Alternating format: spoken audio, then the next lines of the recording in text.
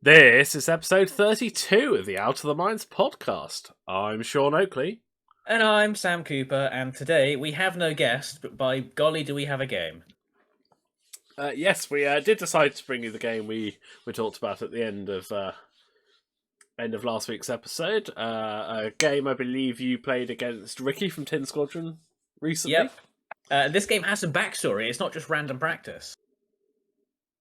Because this do was the tell. final game of the Tin League. And it didn't really affect Ricky's placement. It did decide mine, as I was, before this game, third. And if I won decisively, I could steal second from Stuart.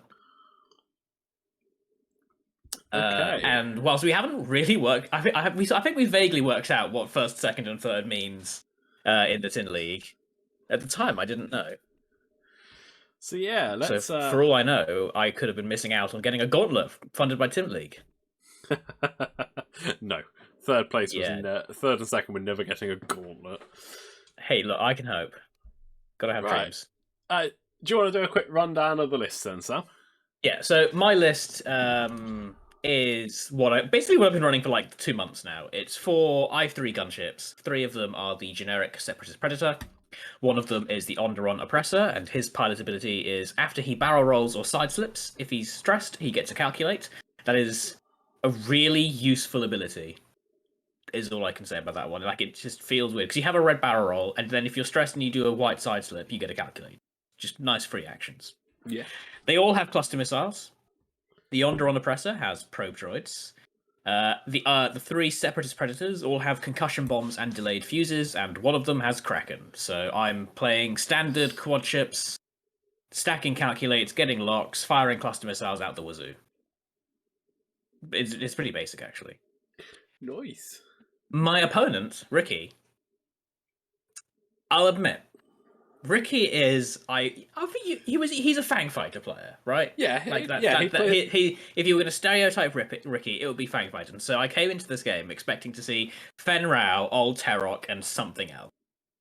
Yeah, but that's not what I saw. I saw 4 Cartel Executioners, the I-3 Kimagilla with Predator, Contraband, and Shield upgrade. Interesting. It is, isn't it? And I was like, I feel like I should win, but I don't know. I mean, the gunships, they're consistent 2 damage, which means you'll consistently be putting 1 through minimum. But it's a lot of health to chew through on each ship. More health than me, specifically. Yeah, 7 hull, 2 shields, right? Yeah, they've all got shield upgrades, so 7 hull, 3 shields. Oh yeah, exactly. And with Predator, I just feel a joust. I think might favour the scum, just purely because of the extra dice. If you've got the bullseyes lined up and you've got the focus, I think a straight joust might favour the Cartel Executioners, because the gunship list kind of wants a turn to set up locks and then get calculates. Yes, yeah. But because we're all I-3, there's no initiative killing, so like the full force of the firepower is being brought to bear on everyone. And like the only thing I had going for me really is that Dead to Rights likely isn't going to affect me a whole lot. I only have 1 dice to mod on defense, and not being able to spend green tokens on defense with 1 dice is okay, fine. It's bad, but I was likely going to be taking damage anyway. Yeah. It's not like you're stopping a 3 health Theta or something from modding, so yeah. But I will start this. I will just speed it up. So, yeah, there's my list, and we just realised, you'll notice if you're watching YouTube, that my gunships have random shields and charges. That's because when Ricki brought his list out of TTS, he forgot some things. Such as the shields on 2 of his Kimagillas and 2 of his Contraband Cybernetics charges. That I don't notice those charges until way later, but now that I've mentioned them, you probably just see them sticking. Yeah, just above the stabilizers. Yeah. So we roll for first player, and I'm pretty sure I get first player. I'm not sure that's a bad thing. It's good. I wanted first player because we're playing. So I wanted first player because I want to move first, take my actions, and potentially block, and also then shoot first. Admittedly, 'cause- with dead to rights, saving tokens is never going to be an issue because I can't use them on defense if I'm in the bullseye, and I was likely going to be in bullseyes. No, but shooting first always has that, possibility of getting the crit through, weapons failure, things like that affect the return. Yeah. Now, I'm quite interested to, once you guys have finished setting up, to talk about turn 0 here, because you've got, unless you guys go for a straight joust, you've got as we talked about last week, some surprisingly manoeuvrable ships when they get in and amongst the obstacles. The side slips let them get places that other ships normally can't. Whereas Ricky's got 4. They're medium base, aren't they? So yeah, medium bases. 4 bigger ships. So probably doesn't want to get in between the rocks. Now I see you've set up in your standard corner as per normal. So I'm curious to see basically the bottom left-hand corner, and hopefully I remember to zoom out and show the map, and I can pause the video. So that's quite interesting rock placement, actually. You've got basically 3 across the middle, and then the other 3... We've got a chair. 3 across the middle, and the other 3 all in corners. Basically, your 2 corners and the corner opposite from where you set up. Yeah, like from where, if you were looking at it from my side, it's like a reverse H. Yeah. That's... And so I set up in the bottom left corner because I didn't want to be stuck in the straight channel. Maybe that was wrong because I feel like I can avoid the problems more than Ricky's list can, but I didn't want to risk just getting stuck in the scrum up in the rocks, because whilst I can avoid it, I'd rather just flying straight. Yeah. And from where Ricky's placing his first ship, it looks like he's just taking the joust. Well, it gets a little bit interesting. Oh, okay. Move on to the second ship. Ricki spreads out. He spreads out a little bit along the line. I'm not sure I like that as a turn 0.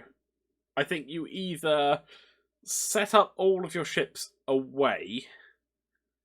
Yeah, so this is the ending setup. Although... Ricki sets up opposite me, but I guess he could, because he's medium bases, he couldn't have. Oh, I just knocked something on the floor. Whatever. He couldn't have set up in a straight block, but he definitely could have he could have made a bit of a smaller shape.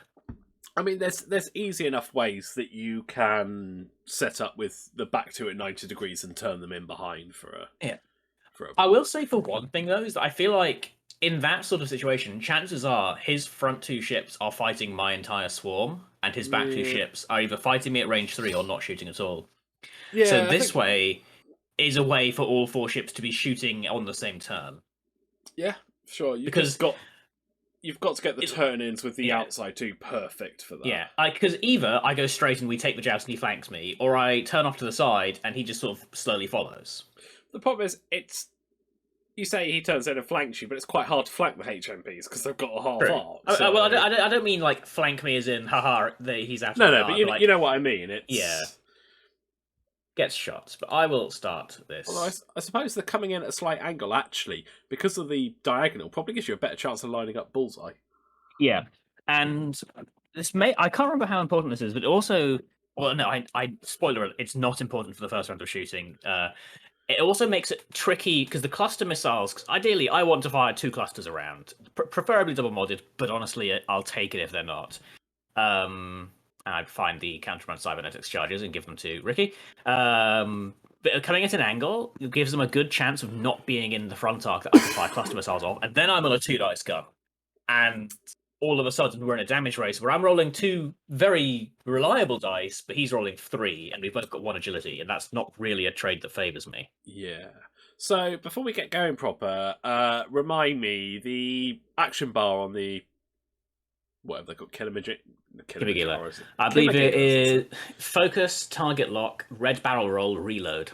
Okay, so no boost. No. So we won't be seeing any reloads either.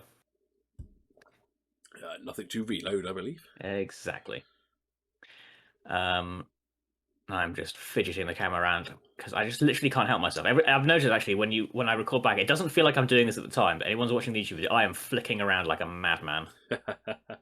I mean, yeah, actually, on a side note, and I'll edit this out. Next time we're around, remind me to show you how to set up the secondary camera. Oh, I know I could look it up. There's just a small part of it that just really can't be bothered. I mean, it's really not difficult. It's like 2 commands in the thing. It really it makes life so much easier than when you've got it, and then you're not worrying about where your camera is.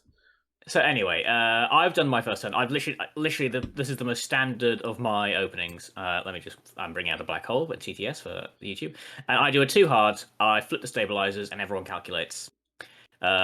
Ricky's move is he moved. I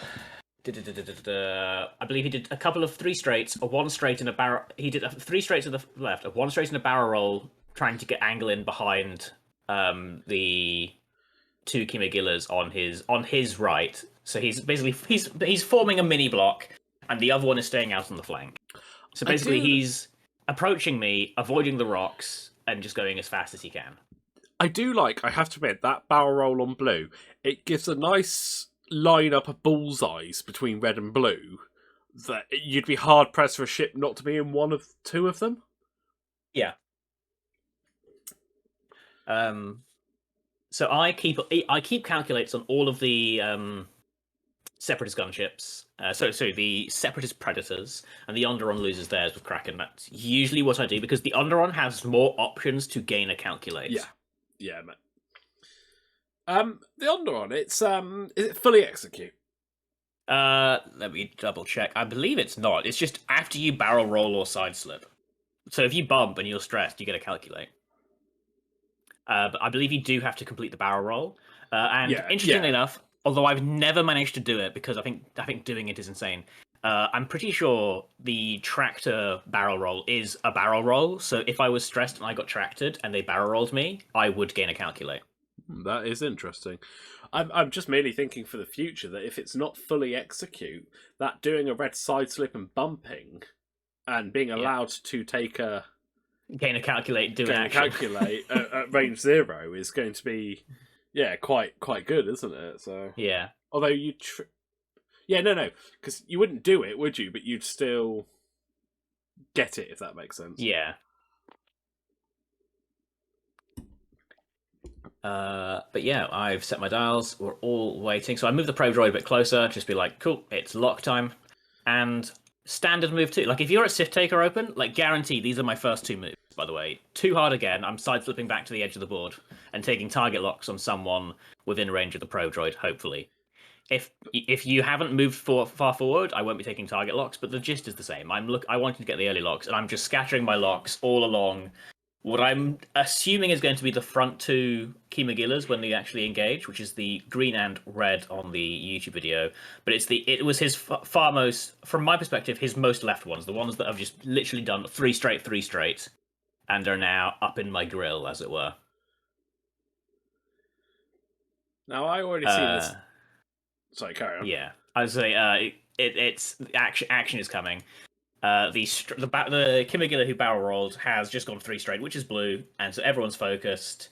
And the Kimagilla on the far right of his formation, that's currently towards the center of the board, does a 1 straight that takes a focus, and he's basically getting ready to move between the rocks. Yeah, he can just jump in with the rest of them. Now I'm assuming this next turn you 1 straight forward and barrel roll to the left, or maybe a 2 straight, because that'll get you... I think I 2 straight barrel roll to the left, because you've got the calculates, you've got the locks, so you're not overly worried about actions. Plus the fact that your Alderaan will get a calculate anyway, so everyone's double modded, and Ricki doesn't really have much choice but to come towards you now. So you're setting up for a perfect cluster double tap there. Yeah. So the interesting question I had is I actually did wonder at the time whether the barrel roll was the right choice. I think after I saw where Ricki gone, yes, it was. But because I was thinking I could just 2 straight calculate, and chances are I'd get to fire lots of double modded shots. Red and yellow definitely. Because my assumption was that green was going to have to bank in. I don't know. I think I mean it depends what speed he's only done. because they can't boost was my thinking here. If he's done maybe a 1 forward, I think Green would still have shots, even if you'd just gone forward. But that is my thinking around the next turn. Is I want to make sure that, because I've got my locks are on red and green, so they're my targets. Like, it's very telegraphed. And I wanted to make sure that when Green banked in, assuming he didn't bump, he couldn't just barrel roll out of my cluster arcs. Yeah. Or at least not all of them. I'm sure he could have barrel rolled out of one of them. If he did do a bank, but I wanted to decide.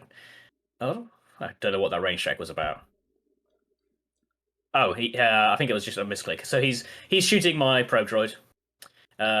Dead to rights will be active on blue if it happens, so I won't be able to spend green tokens. We've got a range 1 shot from red. All those calculates. Yeah, he spends a focus, and I die. I mean, yeah, 3 hits. But it's done its job. It's done its job. Steve is dead. Long live Steve, as Steve 2.0 gets launched out of the Onderon Oppressor. Basically the exact same spot that Steve was. I mean, why not? Pretty much, yeah. I think Steve 2.0 either dies next turn or lives forever. I literally can't remember. Anywho, I am now setting tiles, and I'm judging the distance between me and that rock. I get the feeling at this point it's irrelevant. Just pause it there a sec. Talking about judging distance, for those that aren't watching, so Sam's done his 2 hard, 2 size it back, and that has put him back on his edge, but there is a rock, looks like just slightly up from 2 and 2. So I think you can fit a 2 straight in for sure. I think a 3 straight would probably clip.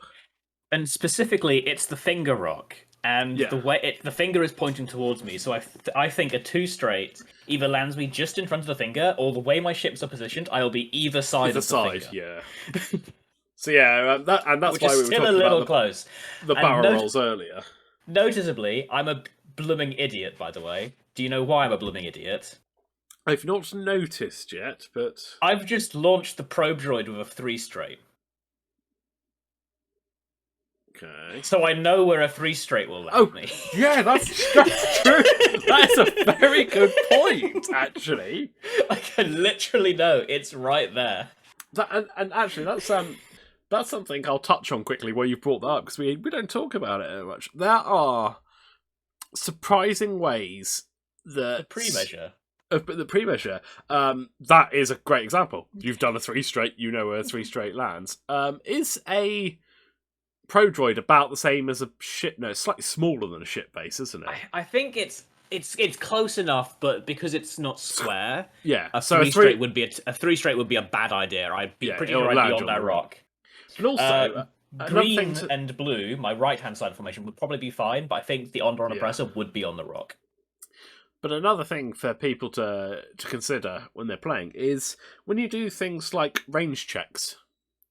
Always range check, even if you don't think something's in, especially when you're in near obstacles. Because you're allowed to measure range during the engagement phase, you know that a range 2 is a 5 straight. Range 1 is 2.5. So range 1 will... The top of range 1 will put you... I'm trying to remember what's that. Yeah, we'll put you where a 2 straight plus the ship? No, it's a 3. Yeah, roughly. Roughly. But it's a good way of giving you that little bit of extra information, and I guarantee you all the top players do it. Going, well, a 5 straight in. Measure for range, measure towards your opponent. Okay, they're out of range, but you've seen that rock's outside of range 2, a 5 straight will fit.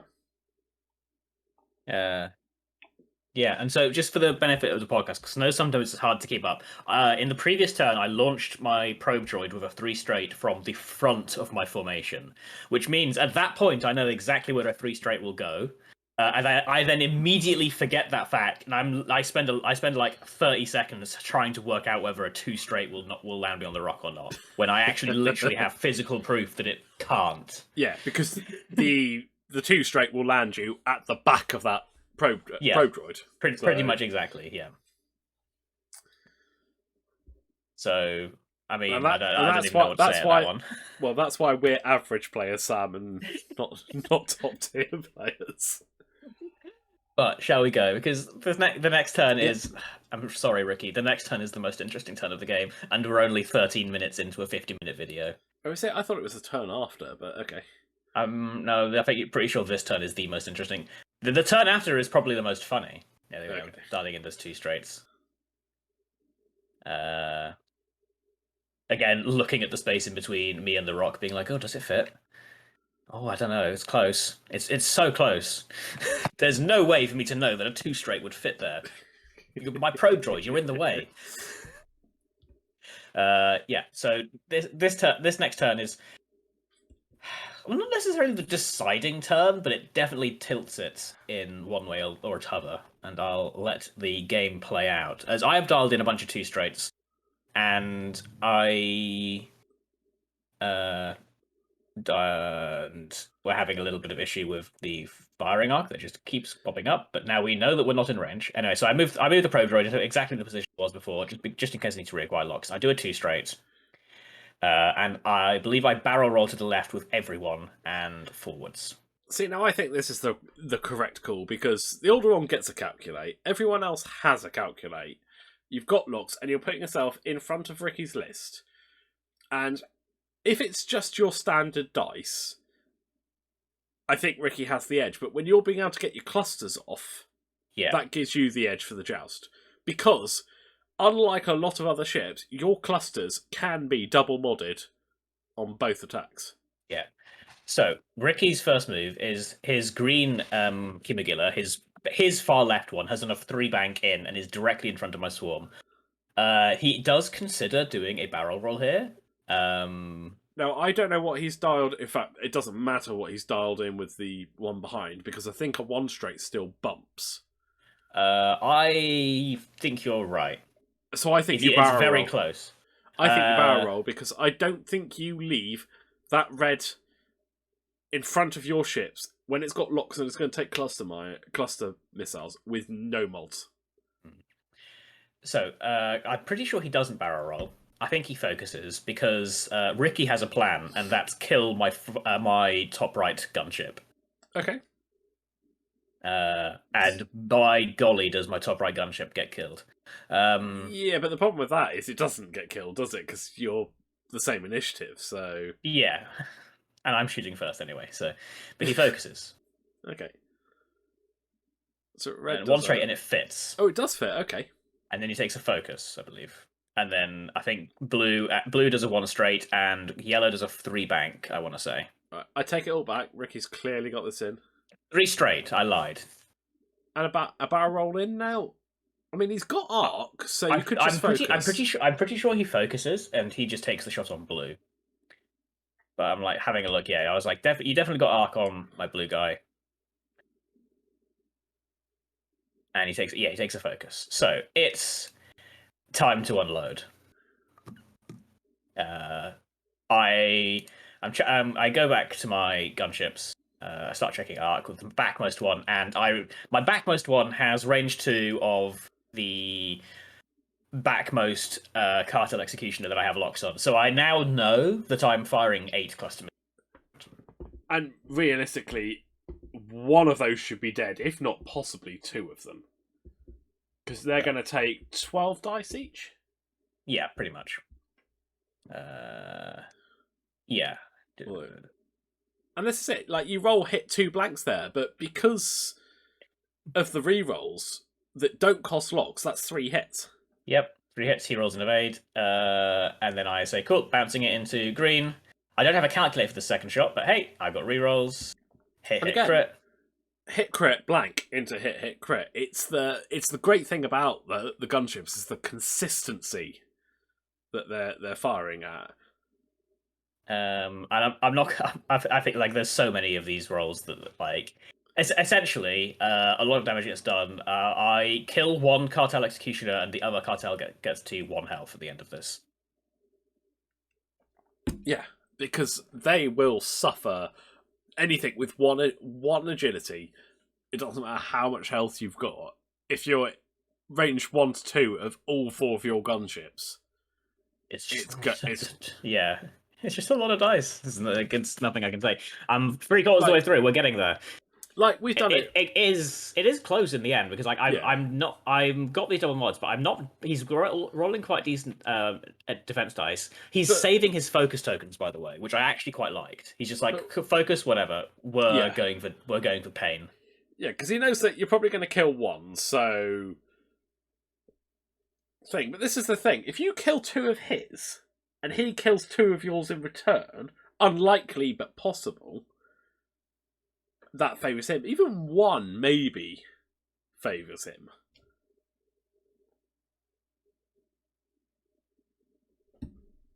I'm doing rapid math.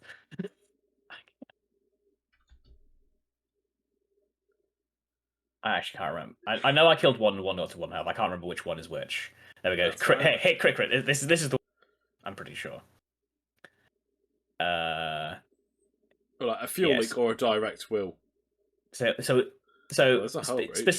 specifically, there's already a weapons failure on one of the cartel executioners. So this is already glorious. And that's why you want to shoot first. Yeah. If you're not flying something that can boost barrel roll and arc dodge, then you want to shoot first. I can barrel roll an arc dodge. You know what I mean, though. It's the same as like when I fly an I3 swarm of T-70s. They're not... At I3, you're unlikely to be. But that was a nice rollback. Yep. And blink, blink, blink, blink. Slam, panicked pilot. My green gunship, if it survives, is not doing a hole. And he wants the bullseyes, but at the same time, for Predator, but he's also... I believe he's also like, but focus fire. I think you're going to green. Yeah. The reroll is nice. Because green spent his calculate, right? Yeah. So he's relying on... Yes, green has no calculates. He's on... So he's relying on his natty event. In fact, they've all spent their calculate, haven't they? Looking at that. Yep, I spent all my mods, because I was like, he can choose to shoot at people and make me unable to spend mods. So... Yeah. No, I don't blame you for spending them at all. Yeah. So people who are watching the YouTube stream might have just noticed that red Kimagilla, who has a weapons failure, just rolls 3 dice. That's because both of us forgot. We remember later, but it doesn't matter. Even rolling 1 less dice, my gunship would have died. Like, as in, even if... Because the gunship... The Kimagilla currently rolled blank hit crit. Even if that hit... One of those hits or crits was cancelled, I didn't roll an evade. Like, even if that...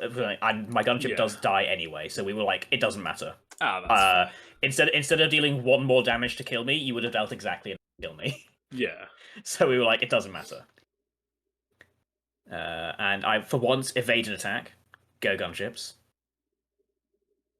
And then a bullseye attack, and we got triple hits, and I blank out, and it's more than enough to kill my gunship. So you've traded one gunship for 1 Kimagilla. I can't pronounce it. Come on, Kimagilla. Kimagilla. But also 1. Did you say 1 off? I think it's like 1 health. Yeah. So that's an absolute win for me. It's a win for you, but also it's not disastrous for Ricki purely because you can't initiative kill each other.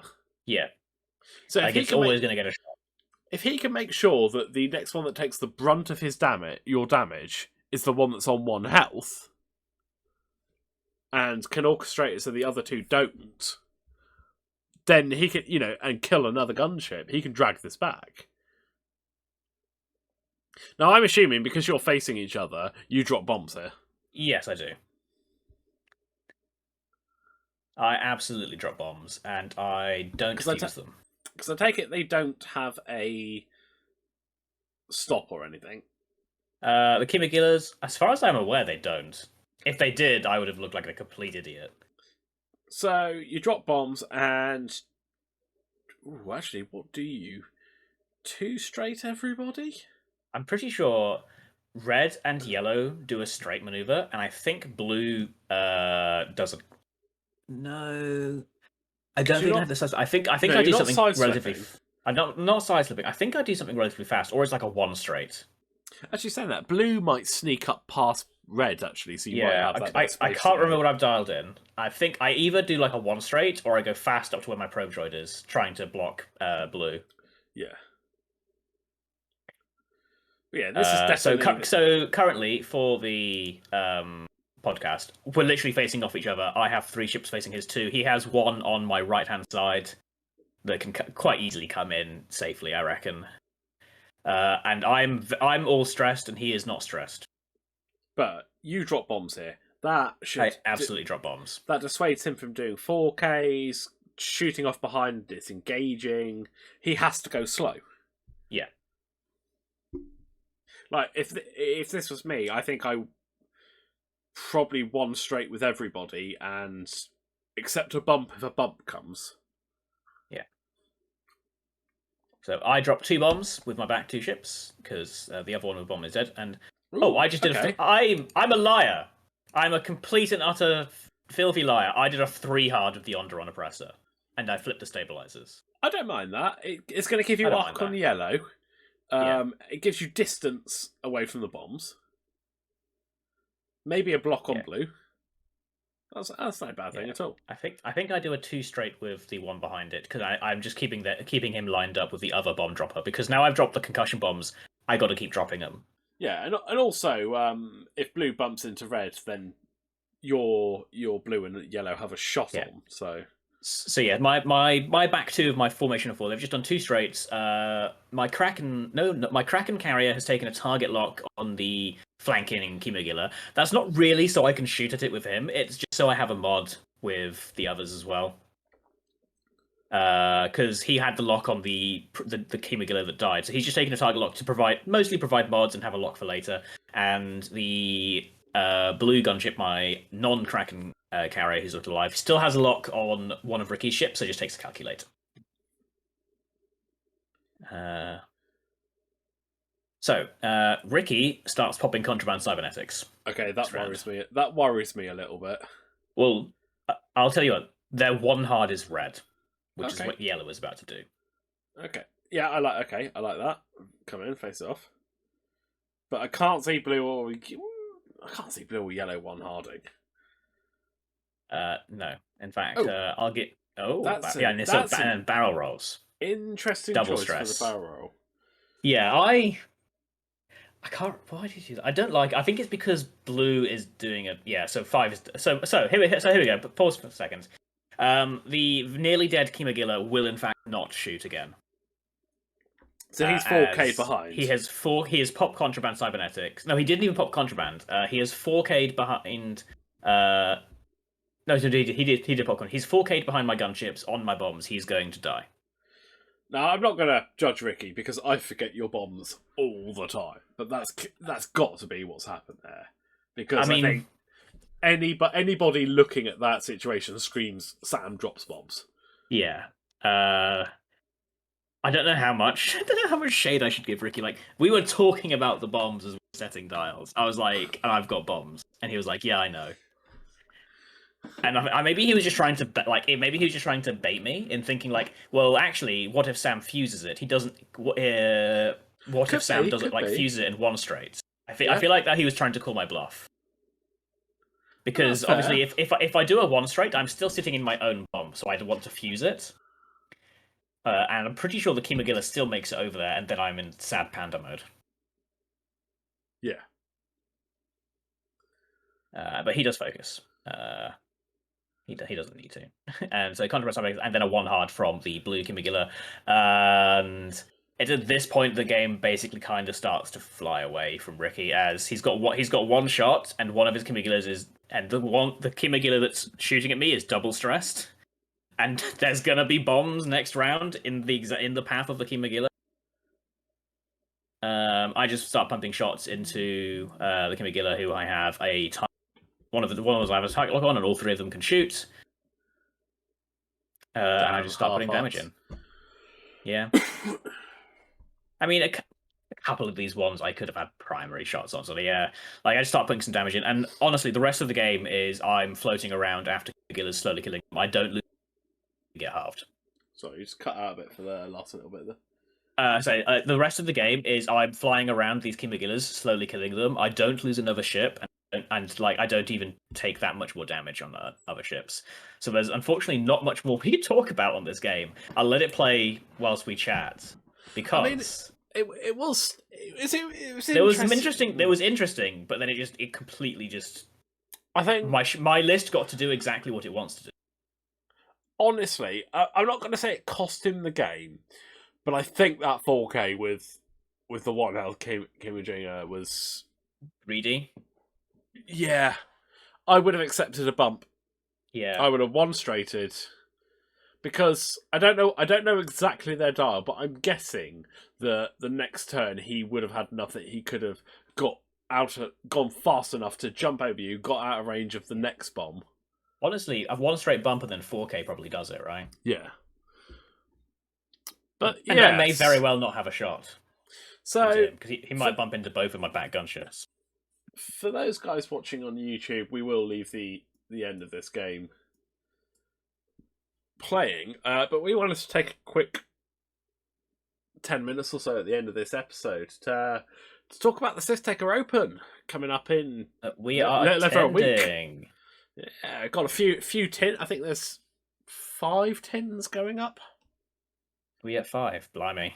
All right, we're going to rule the event. Me, I won't go that far. Me, you, Matt, Ryan, and Stuart, I believe, are all attending. All right, we'll rule the bottom of the event. Yeah, okay, fine. Sounds about right. One of us will get close to making cut. Better to be a king in hell than a servant in heaven, or whatever it is. But yeah, so I'm pretty sure you're set on your list, aren't you, Sam? Yeah, I'm 97% sure. The problem was I watched GSP's LVO stream, and there was a separatist list that had a bunch of I3 separatist drones and a gunship carrying Kraken, and it was demolishing some silencers when I checked in. So that's like kind of tempting. But I'm probably taking this list. It's what I've put into the tabletop.to, and I'm likely not to change it.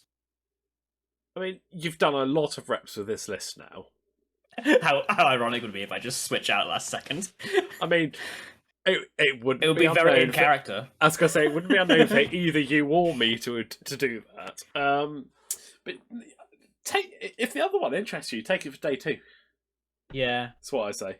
I mean, I say it interests me. Like it was 7 I3 separatist drones and a gunship with Kraken. It's not like it's meta breaking or groundbreaking. Yeah. But it was like, oh, it's working. But no, the gunships. Initiative killing silencers with vultures is cool.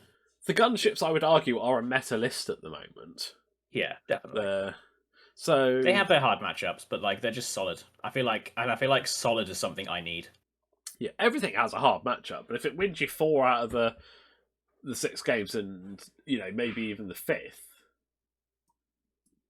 then you're golden. Yeah. Because I mean, the reason I picked quad gunships is I enjoy. So let's have some backstory. So I decided not really a New Year's resolution, but I decided what, for this tournament I'm going to try. I'm going to show up with a list that isn't double infiltrator or infiltrator and friends, because by God do I desperately want those ships to work. It's just really, really hard. So I was like, what, for at least Sith Taker Open, I'm going to just take a list that's actually good, and I think quad ships is good. And I'm just going to play that, and that's what I'll take, and we'll see where I get when I actually bring a list I think can work. Because the last two things, it's either been 5 Tri-Fighters, which is Feast or Famine. Admittedly, I knew what I was getting into with that. And had it gone really well, I'd have felt really happy, but it didn't go very well. And Double Infiltrator, which is amazing fun, and there are so many triggers and so many shenanigans you can do. But sometimes, it's just so much easier to die with that list. So I was like, right, 4 gunships. It's a solid list. It's fun to fly. There is, I guess, to use the term from gaming, there is skill expression in this list rather than just sort of autopiloting. So I want to see if I can do well with a list that, in theory, is good. The moment this tournament is over, it's back to Double Infiltrator, because we're going to be getting 2 4-force Sith Infiltrators soon, and I want to mess with that. See, it's funny that you've taken that take on this tournament, because I've kind of, not wholeheartedly, but slightly done the opposite of, as everyone who's been regularly listeners now has been flying a lot of jousty resistance recently. And I'm doing reasonably well with it, actually. You've won every tournament you've been to in the last half a year. To be fair, those are all local level tournaments. Yeah, but we all know that Cornwall is the pinnacle of X-Wing. Okay. Yeah, fair. Okay, I've been doing very well with their style of lists. Could you detect the sarcasm, everyone? I know. We've attended Worlds. but there is a small part of me that misses, like, flying some of the ACER style lists and stuff like that. So I thought, double fold. I want to take something a bit fun. You say double fire spray? No, double fold. Sorry, because there's two. Oh, okay. Two ones right. I wanted to take something a bit fun to Sith Takers, because realistically, even if I take a meta list, considering the caliber of players that are going to be there, and it's a top 16 with like 120 odd people, realistically, I don't think I'm making cut. I might. I'd like to point out that I don't think I'm going to make cut. I'm expecting to go like 3-3, but considering what I've been doing recently, that's a marked improvement. Yeah. I'm not going like whole AC. I'm not taking like Stuart's famed double letters and stuff like that. I think you might enjoy that. But I'm also curious because, as you know, Sam, I used to play aces a lot, Republic aces specifically, and I always used to be far too aggressive, and then they'd die. And I kind of want to take not a full AC list, but a slightly AC list, and see if flying the jousty list and getting better at guessing where my opponent has gone has improved my ability to fly that style of list. But at the same time, I also kind of want to take something that can take a hit in case, or inevitably when I screw up. So I'm looking at taking a list that's a few people have been playing. That's basically Han in the Falcon, Resistance Falcon, Poe, and +1. I'm currently looking at Lulo in the A-Wing. So yeah, I mean, you know my opinion on what your third ship should be. Yes, Sam is desperately trying to convince me to like fly a 50-point Jaeger in the Fireball with. It'll be fun, and you know it. I'm tempted to take it for day 2. Okay. It'll be just as effective as Lulo, and you know it. So It will not be as effective. So I'm playing around a bit. Like, I want to bid because I kind of feel like there's going to be a few dashes there, which admittedly having 2 I6s is great, but also I feel there'll be a few I6s with some decent bids, and ideally I'd like Lulo at I5 to be moving after either Dash or specifically Whisper Kylo. Actually, could be a bit of a pain. So I'm looking at the list. I got a couple of versions, some with heroics, some with Commander Poe, some upgrading him to trigger happy flyby, different munitions and stuff like that. So we'll have a play around with that for the next week because I'm running out of time to settle on it. But yeah, it should be quite interesting, and it's kind of a last hurrah for X-Wing 2.0, I suppose, because it will be the last tournament I do under the current format.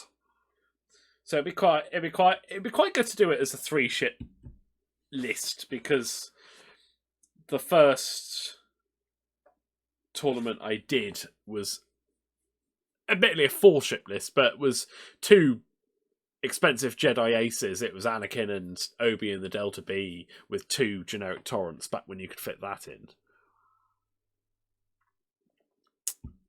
So yeah, that's currently my looking at Sith Taker Open, but that's the end of the video, YouTube fans. Yeah. I hope everyone enjoyed the state of affairs that was at the end of the game, where I was just chasing down. It feels weird to be chasing ships down with gunships. I'm not gonna lie. I mean, I did clock the point where Ricki landed on a rocket range 1 in front of 2 of your ships. Yes. Like, I mean, to be fair, he had to dodge the bombs. Well, yeah. But yeah, so Sam and I think we're both looking forward to this Sith Taker Open. It's first large-scale tournament you've been to since the 2020 System Open, I want to say. Yeah, pretty much. I obviously was lucky enough to attend the Sith Taker Open in August last year. Just some fortuitous holiday booking. I was quite happy that was really good, and it was nice to to meet a lot of people that I'd spoken to on TTS over playing over lockdown. Particular mention to Connor Holmes. It was a pleasure to meet him. And yeah, it'd be nice to meet some people that I didn't get to meet last year. Rich Polly wasn't attending. It'd be a pleasure to talk to him. But yeah. It'll be nice. It's good to get back to the X-Wing, get it on the table, get it. Because there's a lot of, not a lot. Well, there are a lot of people. It's 120 people, but there's a lot of. I'm trying to think of the right word. A lot of, I want to say variance. Variance probably isn't the right word. There's a lot of diversity of the people coming in. There's a lot of European players coming over, and yeah, it'd be great. It'd be a good laugh. Yeah. Speaking of like in-person play, as like a last add-on, if I have changed my list, removed the bombs, and put Discord missiles in, that's literally because I do not want to mess around dropping 3 bombs a turn from a squad of 4 gunships. Yeah, see the pot. I'm not. It would be a downgrade, but would it be worth it? How much of a downgrade though? That's something I don't know. Right, well, it means there's now no way for me to punish someone who gets in behind, right? Yes, I can sideslip, but Discords are great. But also think about the games we've played. How many games have you kept, like, say, Han either out of the action or at range 3 unmodded because he's having to boost or whatever to dodge the bombs because he knows they're coming? Yeah, quite a lot. So you know what you do? 2 with bombs. 1 with a probe droid, 1 with the Discord missile. You put the probe droid and the Discord missile at the front, you put 2 bombs at the back, you never have to mark a ship. True. That is true. I don't know if that works points-wise, but... Yeah, it does. In fact, I have a point left over. Which will be a delayed fuse on the guy with a Discord missile, because I don't want to be under 200 points. Can you delayed fuse it? No, you can't. It would be a wasted. It would be a wasted upgrade. I could just take a bid because we're not doing deficit. No, I refuse. No. I will build to 200 or I will die. Fair enough. No, I will build to 200 and I will die. Okay, and on Sam's note of some promised suicide, we'll Actually, no. Well, in fact, I just realised what I should do, instead of exactly what I just said about delayed fuse, upgrade the Separatist Predator to the other named one who's 1 point more expensive. Okay, that seems like a much better idea. I just realised he's only 1 point more than the generic. Yeah, okay, that seems like a much better idea. On that note, it's probably something that won't happen. I think I will keep the concussion bombs because it's just useful to plaster concussion bombs all over the place. It does provide a large area of denial. Yeah, and just against people like A-Wings or like Z95s or hell, even X-Wings, damage under the shields is like actually all of a sudden I'm an Etta. Like, you know, I'm not an X-Wing. I'm secretly an Etta, and I cannot afford to get hit by 3 of these. Yeah, for sure, definitely. Yeah. There are very few ships that will happily take 3 damage under the shields. Yeah. Honestly, even on the Falcon, I'd wince. Yeah, you're just like, ugh, because that's also 3 strain. But let's bring it. It'd be unlikely to get hit by 3 at once. Well, yeah. I reckon. Like you can, my list isn't subtle. Like if you're directly in front of me and my sidesteps are open, I'm dropping bombs and doing a 3-yard. Yeah, but why the need to be subtle when it works? You know. Exactly. Yeah. Right. Like, the choice to avoid the bomb, you have to make a bad decision. I guess that is the whole point, isn't it? Exactly. And that's a very valid facet of X-Wing. You know, it's not just about what you do; it's about what you force your opponent to do. Exactly. Right. On that note, guys, we will wrap it up. We're hoping to bring you a episode next week, but Sam and I, who normally record on a Friday, are leaving Friday to drive up to Manchester. It's a nice 6-hour drive. Yeah. Unless it's as bad as it was last August, and then it's a 10-hour drive. That was fun. But we'll see if we can squeeze in a recording early somewhere.